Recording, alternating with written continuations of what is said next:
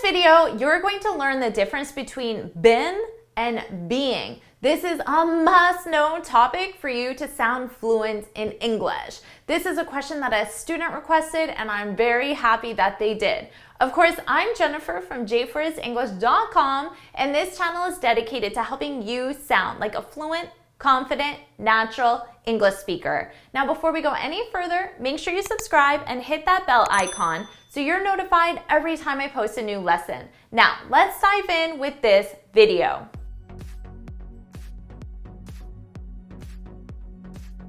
Let's talk about the difference between been and being.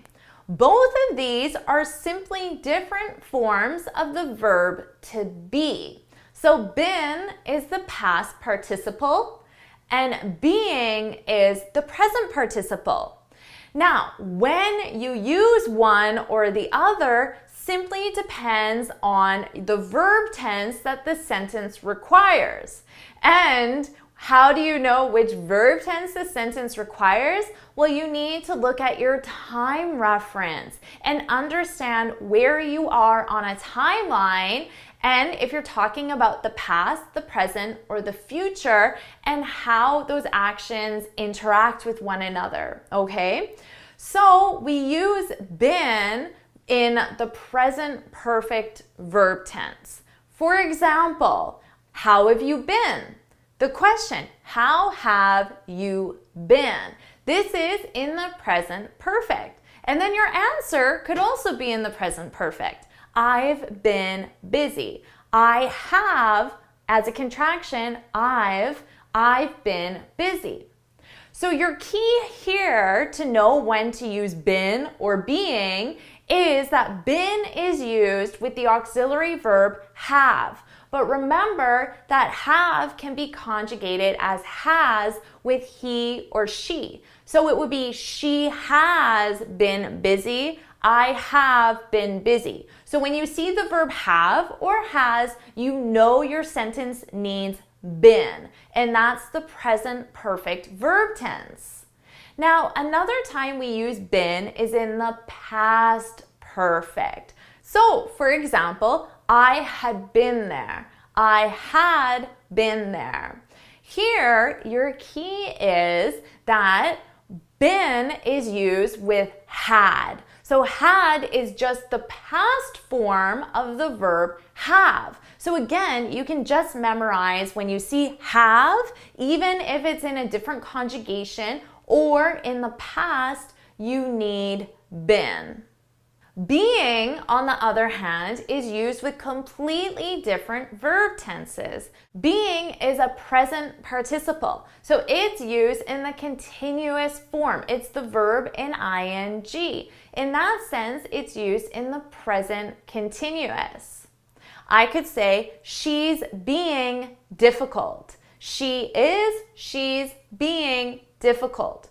So here, your key is that being is used with the auxiliary verb to be. She is a form of the verb to be. It would be you are being difficult. Are is an auxiliary of the verb to be. So when you have the verb to be, you know you need being. We also use being in the past continuous. I could say she was being difficult, or they were being difficult. So again, we're using the auxiliary verb to be, but it's just conjugated in the past as was or were. So your clue for being is when it's used with the verb to be in a present form conjugated with the subject, or in the past form, which is either was or were. Now, being can also be used as a gerund verb. So that's the verb in ing, but is actually being used as the subject of a sentence. So, simply put, I can start my sentence with a gerund verb. And this is to make a general statement that applies to a general situation. So I could say, being difficult is not a good personality trait. Okay, it's just a general statement that applies most of the time. Being difficult is not a good personality trait. So notice my sentence starts with the verb being because that's the gerund verb. So that's a more advanced way to use the verb being. So that's to summarize, when you're going to use been or being, remember that they're just different forms of the verb to be, and when you use them depends on the verb tense that the sentence requires, and the sentence requires a specific verb tense depending on the time reference and if you're in the past, present, or future. So now this is a lot of information. The best way to truly understand this information is to practice it. So you have a lot of work to do. I want you to leave 5 sentences in the comments.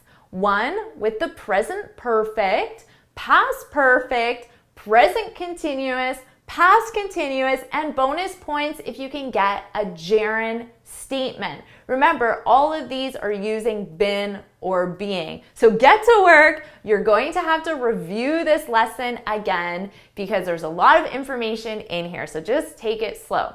If you found this video helpful, please hit the like button, share it with your friends, and of course, subscribe.